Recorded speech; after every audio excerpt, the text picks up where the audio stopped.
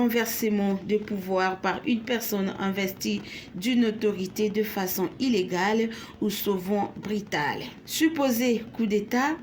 Pour la présidence de la République démocratique du Congo, l'affaire relève de la sûreté de l'État. François Beya, conseiller en matière de sécurité du président Tshisekedi, a passé sa 3e nuit dans les locaux de l'ANR. L'Agence nationale de renseignement, arrêtée samedi dernier, pointe le site d'information congolais Casse-Info. Ce dernier est soupçonné d'avoir organisé des réunions visant à déstabiliser le pouvoir de Félix Tshisekedi.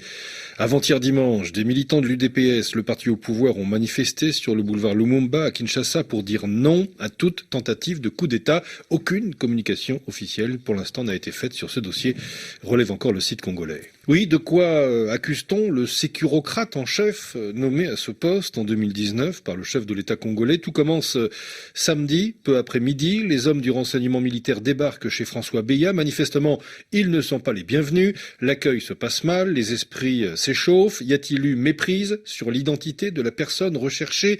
S'interroge-t-on alors dans l'entourage de l'homme au crâne rasé que certains surnomment Fantomas? Ce dernier ne leur oppose aucune résistance. Si on vient le quérir chez lui dans ces conditions, c'est en effet que l'ordre vient sans doute d'en haut. Sinon, qui oserait pénétrer dans l'enceinte de la résidence du patron du Conseil national de sécurité, le saint des saints de tous les organes de la présidence? Que reproche-t-on donc au conseiller spécial en matière de sécurité de Félix Tshisekedi? S'interroge encore enjeu africain. Silence radio du côté du cabinet présidentiel et encore plus du côté gouvernemental. L'heure est plus grave qu'on ne le dit. Il est surtout question d'une tentative de coup d'État déjoué, apprend-on, du côté de l'UDPS, le parti au pouvoir. Oui, arrivé à la présidence après un deal avec son prédécesseur, Joseph Kabila, sans aucun relais dans l'armée ni dans les milieux sécuritaires, Félix Tshisekedi s'est beaucoup appuyé sur François Beya, fin connaisseur de la machine étatique, mais Fantomas a toujours été perçu comme une taupe de Kabila au cœur du palais de la nation. Ce qui a précipité la chute de François Beya, poursuit Africa Arabia, c'est avant tout la volonté de Félix Tshisekedi de continuer sa lente dékabilisation de l'appareil sécuritaire congolais. Delphin Kaimbi, l'ex-patron du renseignement militaire, mort. Kalev Muton, l'ex-chef de l'ANR, en fuite. John Numbi, l'ex-patron de la police, en cavale.